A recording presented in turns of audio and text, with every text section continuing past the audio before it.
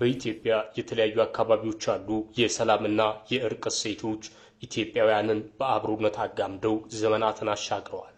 እውነትን በመመርመር ፍትህ የሚሰጥበት የሲዳማ ብሔር የአፊኒ ስርዓትም መደማመጥና መከባበርን ያስተማረ እሴት ስለመሆኑ በሰላም ጉዳይ ላይ ጸሐፊና ተመራማሪ ሆኑት አቶ አየላ ዳቱ ይገልጻሉ። ጎኑ ያለውን ሰው አፍኒ ይላል ማለትም ሰማችሁ ወይ ይላል ለሌላው ያዳርሳል። እርምጃ ለመውሰድ ለበቀል አይነሳም።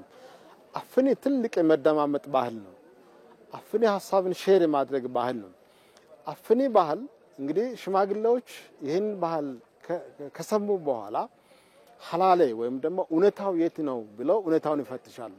ስለዚህ እውነት መነጋገር፣ በእውነት መዳኘት፣ በእውነትን በመዳኘት በሲዳማ ውስጥ ትልቅ ቫልዩ ነው። በኢትዮጵያ በተለያዩ ጊዜያት የሚስተዋሉ ከማህበረሰቡ ሴት ያፈነገጡ ተግባራት ያሉንን ሀብቶች በአግባቡ ካለመጠቀም የመነጩ ስለመሆናቸውም የሰላም ባንክ መስራቹ አቶ አርጋው አየለ ተናግረዋል። እንደ ኢትዮጵያ መልካም ሐሳብ፣ የእርቅ ሐሳብ፣ የሰላም ሐሳብ፣ ግጭት አፈታት ሐሳብ ያለበት አገር የትም የለም።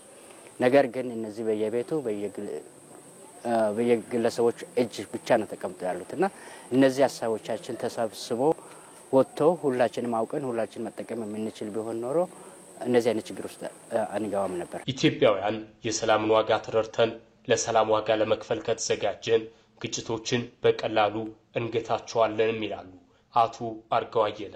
ምንም አይነት ሃይማኖት ይኖረው፣ ምንም አይነት ቋንቋ ይኖረው፣ ምንም አይነት ብሔርና ጎሳ ይኖረው ከሱ ጋር በሰላም መኖር የጋራ ፒኤልሲ ነው እንደማለት ነው። ሁሉም ይተባበር ከሆነ ሰው በአንድ ቀን ውስጥ ኢትዮጵያን መድረስ ይቻላል።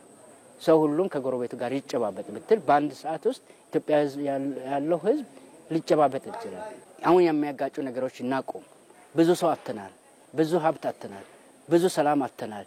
ከዚህ በኋላ ይብቃ እነፍዝነፍ ብንል ሊሆን ይችላል ብዬ ነው ማምነው። በኢትዮጵያ የተለያዩ አካባቢዎች አሉ ባህላዊ የዳኝነት ስርዓት ሴቶችን ለሀገራዊ ምክክሩ መጠቀም እንደሚገባም ተጠቁመዋል። አሁን በአገራችን ውስጥ እንነጋገር፣ በእውነት ላይ ተመስርተን እውነትን እናውጣ፣ በእውነት ላይ ተመስርተን ደግሞ መሰረታዊ የሆኑ ነገሮችን እንወስን የሚለው ነገር ላይ ዋና መሰረቱ ነው ብዬ አምናለሁ። በመካከል እውነት ኖሮ በእውነት ላይ እየተነጋገረ ነው የሚመካከረው። ይህ በጣም ወሳኝ ነገር ነው። ለሀገራዊ ምክክራችንም ትልቅ ነገር የሚያሰብረን እውነት ነው ብዬ አምናለሁ። አሁን ላይ በተለያዩ አካባቢዎች አሉ ባህላዊ የዳኝነት ስርዓቶች ለተለያዩ ግጭቶች ፍትህ በመስጠት ዘመናዊ ህጉን እያገዙ ይገኛሉ።